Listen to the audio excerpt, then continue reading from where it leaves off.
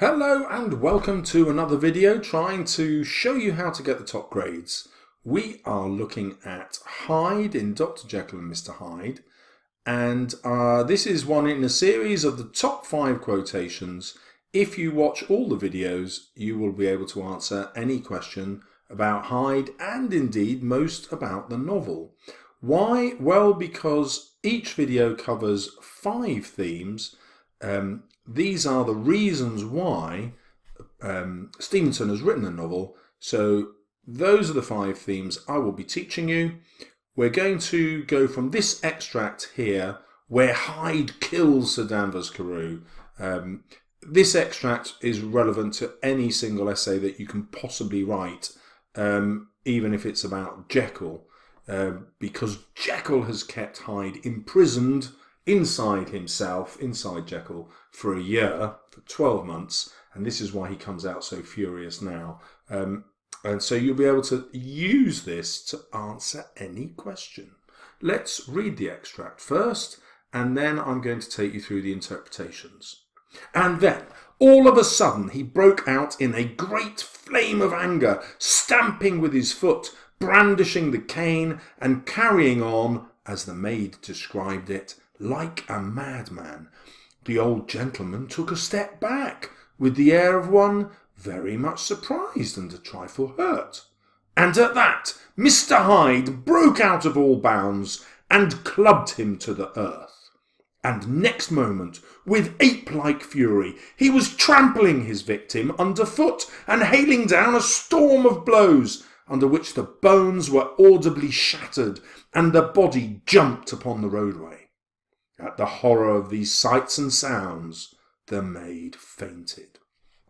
So hopefully you get the idea of the Gothic drama that's unfolding there. Let's go through the interpretations. Well, as you know, Stevenson is desperate to write this novel quickly. He needs the money and he writes it over the course of 3 days. And he has to sell. And so he appeals to his audience, which is overwhelmingly Christian. So on the surface, this is a Christian morality tale. So in this version, Hyde represents original sin. Now, original sin is the idea that we're all born with the sin of our originals. The originals were Adam and Eve, and their original sin was the defiance of God, who told them not to eat of the tree of knowledge of good and evil, not to eat of the fruit of that tree. And of course, you know the story with the serpent persuading Eve, Eve persuading Adam, and therefore they were cast out of Eden. And as we're all descended in this story from Adam and Eve, we are all born with this evil. And that's why Hyde, when he's created, is so powerfully evil, because that evil is as old as man. The proof of this evilness and how powerful that evil is that the attack is unprovoked. So if we go back to my highlighted bit, Sir Danvers Carew is really surprised. He doesn't think he's done anything to warrant being abused in any way, never mind clubbed to death. This is aimed at a defenceless and angelic old man. He's described as looking sweet and innocent and white-haired, deliberately to make him seem as though he's a perfect gentleman. There's nothing corrupt about him at all. He's completely innocent, and the vile evil that is Hyde destroys him. Another reason that he does this is to show that evil is a terrible danger to all of society. Not even being a knight, a sir, as Sir Danvers Carew is, or a member of Parliament, as he is, can protect someone from another person's evil. In other words, Stevenson is tapping into the Victorian sense of fear about crime, about foreigners, and he's giving his readers what they want, and this idea that no one in society is safe. And the other message that he's saying is that the evil is greatest when we let our guard down. And by that, I'm thinking in Christian terms here. Because we all have original sin, we have to be policemen or policewomen of our own emotions, because we naturally will turn towards evil actions according to this belief, and it's only our Christian faith and our moral behaviour which makes us not behave in an evil, sinful way. So Jekyll had kept Hyde from appearing for a year, which meant giving in to him now was so much more dangerous. So this is a Christian warning that you've got to be good all the time. You've got to be religious all the time. You've got to follow God's teachings. Otherwise, when you relax that sense of self-discipline, you will do something that's much, much worse. Okay, let's now look at the fear of scientific progress, which is affecting many of Stevenson's readers. They're amazed at what's happened in the scientific world. The level of invention during the Industrial Revolution is huge, but it has consequences. So, Hyde is compared to an ape 3 times in the novella to remind the reader of Darwin's The Descent of Man. In that book, Darwin showed how men were descended from aquatic creatures or aquatic organisms that were incredibly primitive. There was nothing special about man compared to any other animal, and this flies in the face of the teaching of the Bible and Genesis. Now, although Hyde is a scientific creation, our evolution appears to make us more primitive. Now, the reason for that is Darwin is saying, look, man isn't evolving to be a better and better kind of being. That's not how evolution works. Evolution just fills a role in nature where the fittest survive. Now, the fittest might well not be the nicest or the best. And certainly, if we look at Hyde, he outlives Jekyll. He takes over Jekyll's, not just his personality, but his whole body. Jekyll dies first before Hyde. And this is symbolic of how evolution could work. We could actually survive by becoming more primitive, less good, less Christian. Well, Christian readers obviously would fear this. They would look upon a future in which Hyde is possible as a terrible attack on God. Those who aren't Christian would look at civilization. So if we're not going to go to religion to keep us behaving properly in society, then we have to look at civil laws and our own sense of morality about what is good and evil. And if we stop worrying about what's evil, then civilization becomes fragile. So an angry person like Hyde can simply kill somebody else without proper provocation. And so we've got this idea coming towards the end of the 1900s that society is falling apart. You know, many people feared that. And again, Stevenson is giving his readers what they want. They want that sense of fear, just like you do when you go and watch a horror film. Next we have the survival of the fittest again, which suggests that physical violence will be more likely. So the world will become a more violent place, and we will become more powerful, which is reflected in the hyperbole of the bouncing body. So if we go back, the body appears ridiculous. So Hyde is beating Sir Danvers Carew's body. The bones are breaking, and you can actually hear the bones being shattered under the cane. And the body appears to actually be jumping upon the roadway because it's been hit with such force. This is hyperbolic. It's over-exaggerated, very unrealistic, and it's there to give the readers that sense of fear again, but it's also symbolic. It's suggesting that violence will become worse and that man will become more powerful and more violent. And so it's a terrible vision of the future. Okay, let's now move to our next interpretation, the fear of scientific progress. Whoops, we've done that. Right, let's go to the idea of repressed homosexuality. So Carew's approach to Hyde appears to be a homosexual advance. So if we go just before that extract, the quotation is, "The older man bowed and accosted the other with a very pretty manner of politeness," which the maid describes, but she doesn't understand. The sophisticated reader is supposed to be very puzzled by this description of him being pretty. It's not something you associate with masculinity at all, is it? Or indeed with an old man. And so we come to realise that what she's talking about is an effeminate or feminine manner of politeness. In other words, Sir Danvers Carew is behaving like a woman who is trying to get the attention of a man, Hyde. So what we've got here is the possibility that Sir Danvers Carew is out cruising, looking for a homosexual male who will receive his advances. And remember, homosexuality is illegal at this stage. And Hyde reacts with disgust to this old man who is approaching him, accosting him in this way. Now, Stephen can't spell out that this is a homosexual advance because his audience would be disgusted, and they would be disgusted at Sir Danvers Carew.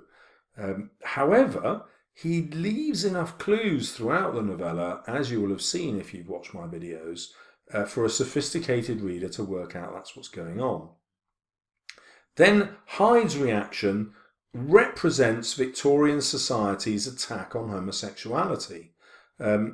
So if Sir Danvers Carew does represent an elderly homosexual man, then the way he is killed, this ridiculous hyperbolic way, could be a message from Stevenson saying, look, our treatment of homosexuals in our society is equally ridiculous, far too violent, far too damaging. Actually, we should accept it. And so this killing of Sir Danvers Carew becomes a metaphor for society's treatment of homosexuality in his day. And what's interesting is that Hyde is the person who attacks him, and it's only Hyde in the novel who's able to express his homosexual desires. Why do I think that? Well, because whatever Hyde does is not specified. Stevenson wouldn't be able to specify that Hyde is homosexual because, again, the readers would be horrified at this kind of reference in fiction. However, he would be able to talk about other things that Hyde does, for example, murdering, as we've just seen, or raping women, prostitutes, or what have you. He would be able to mention that, but doesn't. And so that leaves us with the probability that the thing he can't mention is Hyde's homosexual desires. Another theme is this idea of the Gothic and detective genres that Stevenson's playing with. And because he wants to give his readers what they want, he has to write in these styles, but he also seems to find the Gothic slightly ridiculous. So he over-exaggerates to such an extent that things become less believable. And he's doing this to poke fun at the gullibility of his readers. So for this reason, the description of Carew is deliberately comic. The contrast of his reaction and what happens to him is perhaps a satire aimed at Stevenson's readers' voyeuristic attraction to violence. So they love looking at violence in their fiction and in their news stories, in their newspapers. It's only a very few years later that the Jack the Ripper case is going to grip the country as they read tales, true stories of the incredible violence of those murders. And so if we go back to this bit, so Carew is very much surprised and a trifle hurt. It's deeply ironic. So he's a little bit upset at Hyde, which is totally disproportionate to what Hyde now does to him and hurts him for real, as you've just seen. And Stevenson uses this language as a kind of a joke. He's laughing about this killing. even as he describes it to his readers, who will be horrified by it. And there is a sense of mocking Sir Danvers Carew, of not seeing this violence coming. He hasn't understood the way he's got this reaction out of Hyde. Next we have the reaction of the maid, who behaves in a stereotypical way to emphasise the horrors that she's witnessing by fainting. This is typical of Victorian fiction. Doesn't happen in modern day fiction. It was just a convention to assume that women were weak, and as soon as they saw something that was horrible, they would simply not be able to cope and therefore faint. And then Stevenson mocks this by contrasting it with her obvious relish in continually retelling the story, because if it was such a shocking story, she wouldn't want to relive it, would she, in her imagination and retell it? But no, she actually does retell it continuously, and therefore perhaps she is faking her own emotion. And this is the quotation. She used to say, with streaming tears, when she narrated that experience. In other words, when she narrated that experience, and she used to say, suggests that she keeps going back over this story a lot for the entertainment of others, and as part of that entertainment, she always breaks into tears at the crucial moment. And in this, Stevenson is mocking that same kind of storytelling that his readers want. And finally, the violence of the murder is obviously hyperbolic, completely over-exaggerated, and perhaps this is also a satire. It's as though he's saying to his readers, you want violence? I'll show you violence. He's mocking them for their desire for violence, and he is likening them to Hyde's own desire for violence. Really, he's asking his readers, are you really any better than Hyde? Yeah, if it weren't for the fear of being caught by the police, wouldn't you too go out and destroy the things that you hate? Wouldn't you commit murder against the people you despise? And this links to our final theme, the hypocrisy of middle-class men. So it's no coincidence that Stevenson creates Sir Danvers Carew, because he represents the very top of middle and upper class society. He's an MP. And why is he taking a stroll through London at 11 p.m? Well, the obvious implication to a sophisticated reader is that he's out looking for a sexual companion. Now, that reader might expect him to be looking for a prostitute, but it's not a prostitute he accosts, it's Hyde. Perhaps he thinks Hyde is a male prostitute. He stops Hyde and keeps pointing, this is in the description, keeps pointing, perhaps suggesting that they go somewhere. Well, the maid doesn't pick up on this at all, but the sophisticated reader says, well, why would he be pointing? I mean, he obviously knows where he is. This is right near his home. Therefore, he must be suggesting to Hyde, let's go over here. Everyone else is instantly repulsed by Hyde. In fact, it's the most common thing we hear about him, that he has some kind of deformity which no one can spot. But not for Sir Danvers Carew. Sir Danvers Carew actually chooses to stop and talk to him. Why? Well, the implication again to the sophisticated reader is that he is attracted by Hyde's youth and not put off by his disgusting appearance. It's his youth and possibly his homosexual appearance that makes him desirable to Sir Danvers Carew. Next, he's carrying a letter to Utterson, which is a ridiculous thing to have in this story. I mean, it's totally unnecessary to the plot. Sir Danvers Carew would be killed by Hyde whether he was carrying a letter to Utterson or not. So the question is, why does Stevenson give him that letter? Well, it's because it has a symbolic reason. So Utterson is a hypocrite. He's happy to keep Jekyll's secrets, even when he aids a murderer. So Stevenson mocks this hypocrisy as it becomes the perceived cause of Carew's death. In other words, the police assume that Hyde is killing Sir Danvers Carew because he showed Hyde the letter to Utterson, and Hyde hates Utterson so much that he takes out his fury on Sir Danvers Carew. He can't kill Utterson, who's not there, but he can kill Carew, who knows him. And so they assume that all that Carew was doing was asking where to post the letter. Again, the sophisticated reader would know this is ridiculous. Carew is simply walking the parts of London that he knows really well. He would know exactly where to post a letter. Why would he need to go out and post it at 11 p.m? He simply wouldn't. And therefore, the letter simply has symbolic value to show us that Utterson and his hypocrisy is the cause of the tragedy that we see. Stenson, that's terrible. So Stevenson, let's just change that, constructs Carew of such high status to represent the hypocrisy of all the ruling class.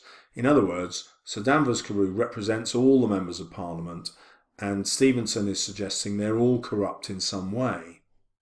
So what we've got here is two kinds of readers that Stevenson's writing for. Those in the majority simply want the thrill of Gothic fiction that reinforces their Christian beliefs. However, the more sophisticated will appreciate the satire, the mockery, the humour involved in this description. So this is quite a long video. As you can see, I'm on nearly 22 minutes. But that's because this quotation, as I said at the beginning, will fit every single essay you will ever have to write about the strange case of Dr. Jekyll and Mr. Hyde. If you are new to my channel, welcome. Do consider subscribing for more excellent ways to get the top grades. Thank you all for watching this far. Don't forget to subscribe. Good luck in your exams, and goodbye.